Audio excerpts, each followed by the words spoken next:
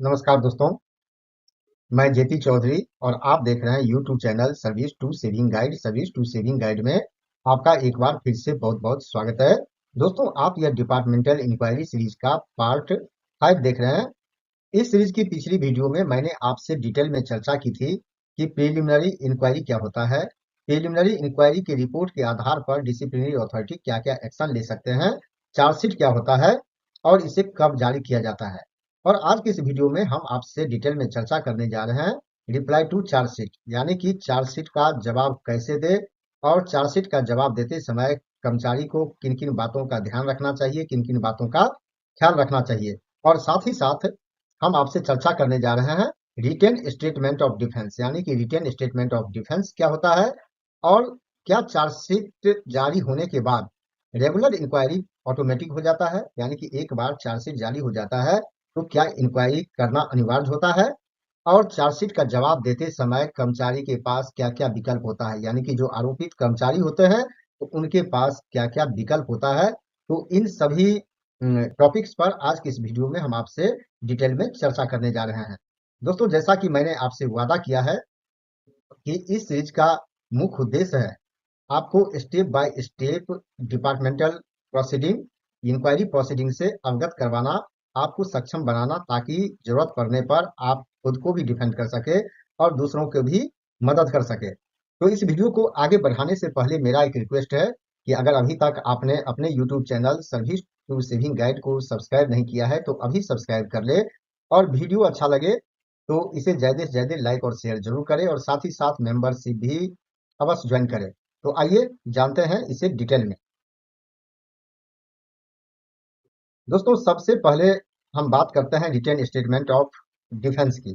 आपके मन में यह प्रश्न जरूर ही उठ रहा होगा कि रिटेन स्टेटमेंट ऑफ डिफेंस क्या होता है। तो जैसा कि आप यहाँ देख रहे हैं कि जब कर्मचारी को चार्जशीट सर्व किया जाता है, यानी कि कर्मचारी को चार्जशीट मिलता है, तो कर्मचारी को उसका जवाब भी देना होता है, यानी कि चार्जशीट का रिप्लाई देना होता है। और डिसिप्लिनरी प्रोसीडिंग में इसी रिप्लाई को रिटेन स्टेटमेंट ऑफ डिफेंस कहा जाता है। डिसिप्लिनरी प्रोसीडिंग में जो चार्जशीट का रिप्लाई होता है उसे रिटेन स्टेटमेंट ऑफ डिफेंस के नाम से जाना जाता है। और जो रिप्लाई होता है इससे देने के लिए जो समय सीमा रखी गई है, 15 दिन की समय सीमा रखी जाती है। यानी जो मेमोरेंडम होता है, जो चार्जशीट होता है, उसमें स्पष्ट रूप से लिखा होता है कि कर्मचारी को इसका जवाब देना 15 दिनों के भीतर इसका जवाब देना होगा, अगर कर्मचारी जवाब देना चाहता है तो। और जरूरत पड़ने पर जो डिसिप्लिनरी अथॉरिटी है इसे मैक्सिमम 45 दिन तक बढ़ा सकते हैं। जो 15 दिन की समय सीमा है तो इसे जो मैक्सिमम टाइम पीरियड है 45 डेज तक एक्सटेंड किया जा सकता है on the request of charge employ. आरोपित कर्मचारी अगर इसके लिए रिक्वेस्ट करते हैं तो इस समय सीमा को 45 दिन तक बढ़ाया जा सकता है।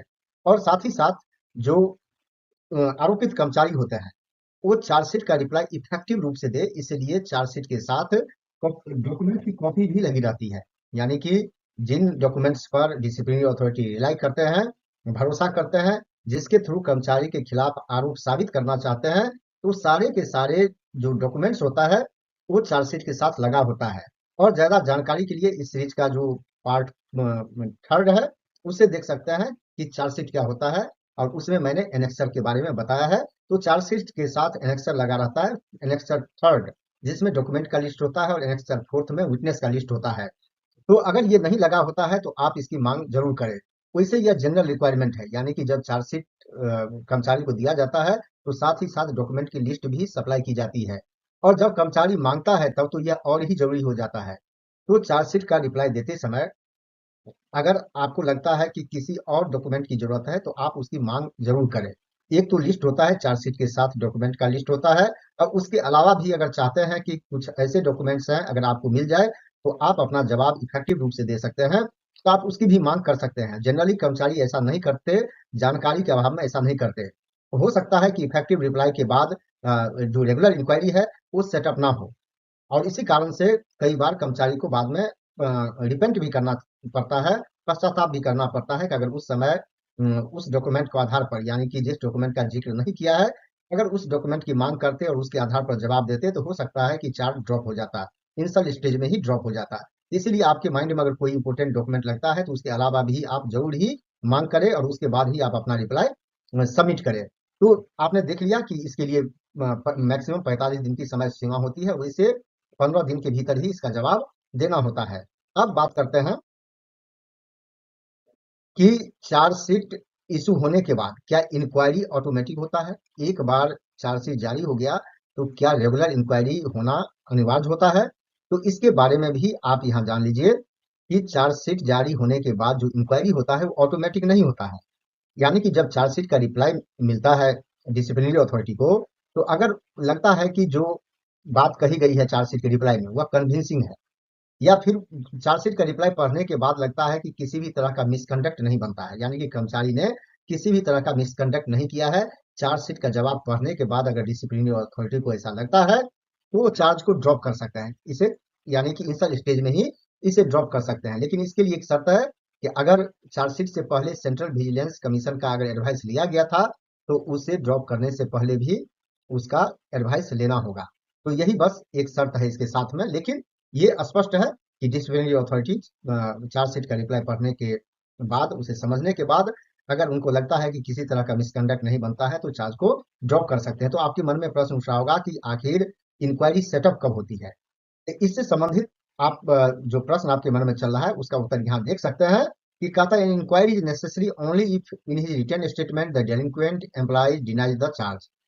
कहता है इंक्वायरी तभी जरूरी होता है जब चार्जशीट के रिप्लाई में डेलिंक्वेंट एम्प्लॉय यानी कि जो आरोपित कर्मचारी हैं वो चार्ज को डिनाई करते हैं and disputes the supporting evidence, जो एविडेंस लगा होता है चार्जशीट के साथ, जैसा कि अभी मैंने आपसे चर्चा की है, अगर उसको डिस्प्यूट करते हैं और disciplinary authority is not satisfied with the denial of charge, और जो डिसिप्लिनरी अथॉरिटी होते हैं वो जो चार्जशीट का रिप्लाई होता है और कर्मचारी जो चार्ज को डिनाई करते हैं अगर उस डिनायल से संतुष्ट नहीं होते हैं तब इंक्वायरी सेटअप होता है। तो आप समझ गए होंगे कि इंक्वायरी ऑटोमेटिक नहीं होता है, जरूरी नहीं है कि चार्जशीट जारी होने के बाद इंक्वायरी ऑटोमेटिक हो। यह सब डिपेंड करता है चार्जशीट के रिप्लाई पर और डिसिप्लिनरी अथॉरिटी के सेटिस्फेक्शन पर कि वो क्या सोचते हैं उस रिप्लाई के बारे में।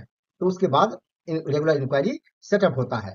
अब कहता है जब आरोपित कर्मचारी चार्जशीट का जवाब देते हैं तो उनके पास क्या क्या विकल्प होता है। दोस्तों यह बहुत ही इंपॉर्टेंट पोर्शन है जिस पर मैं आपसे चर्चा करने जा रहा हूं, जरा इस पर ध्यान दीजिएगा, इसे गौर से आप सुनिएगा कि जब आरोपित कर्मचारी चार्जशीट का जवाब देते हैं तो उनके पास क्या क्या विकल्प होता है, तो इस पर मैं चर्चा करने जा रहा हूं। दोस्तों जैसा कि आप यहाँ देख रहे हैं कि चार्जशीट का रिप्लाई देते समय कर्मचारी के पास चार ऑप्शन होता है। पहला होता है चार एडमिट द चार्ज, चार्ज को एडमिट कर ले। तो दोस्तों यहाँ मैं कहना चाहूंगा कि चार्ज को सीधे से सीधे कभी एडमिट ना करें, क्योंकि इसका कंसिक्वेंस क्या होगा ये भी आगे मैं आपको बताने जा रहा हूँ। Admit the charge partially while denying the rest, ऐसा भी हो सकता है कि पार्टली चार्ज को एडमिट कर ले, एक्सेप्ट कर ले, और पार्टली चार्ज को डिनाई कर दे, मैंने आधे चार्ज को एक्सेप्ट कर ले और आधे को डिनाई कर दे। और तीसरा ऑप्शन हो सकता है deny the charge all together. तीसरा ऑप्शन होता है कि कर्मचारी सीधे सीधे चार्ज को डिनाई कर दे कि जो आरोप उन पर लगाया गया है वो बिल्कुल ही सही नहीं है। और चौथा ऑप्शन होता है submit a detailed reply to the charge, detail reply submit करना और उसमें जो सपोर्टिंग एविडेंस है उसको अटैक करना कि जो एविडेंस लगा हुआ है बिल्कुल ही गलत है। तो ये चौथा ऑप्शन हो सकता है। अब चारों ऑप्शन होता है, चारों का परिणाम क्या हो सकता है वो देखिए। अब आगे आप यहाँ पहला ऑप्शन देखते हैं कि where charge admitted by the charge employ, जहां चार्ज एम्प्लॉय चार्ज को एडमिट कर लेते हैं तो कहता है वहां इंक्वायरी करना जरूरी नहीं होता। जब चार्ज ही एक्सेप्ट कर लिए तो इंक्वायरी क्या होगा उसमें।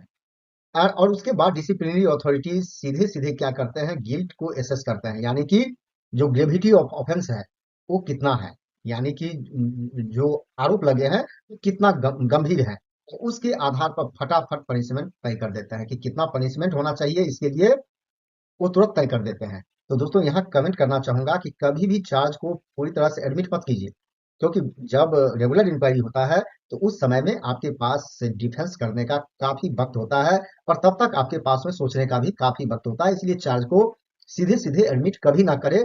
और कई बार कर्मचारी भूलवश ऐसा करते हैं, वो सोचते हैं कि चार्ज एडमिट कर लेंगे तो डिसिप्लिनरी अथॉरिटी पनिशमेंट नहीं देंगे या हल्का फुल्का पनिशमेंट देके उनको छोड़ देंगे, लेकिन ऐसा नहीं होता है। यह एक रूल के तहत ये प्रोसीडिंग चलता है, इसलिए इसे सीधे सीधे कभी भी एडमिट ना करें, यह ध्यान रखें चार्जशीट का जवाब देते समय में।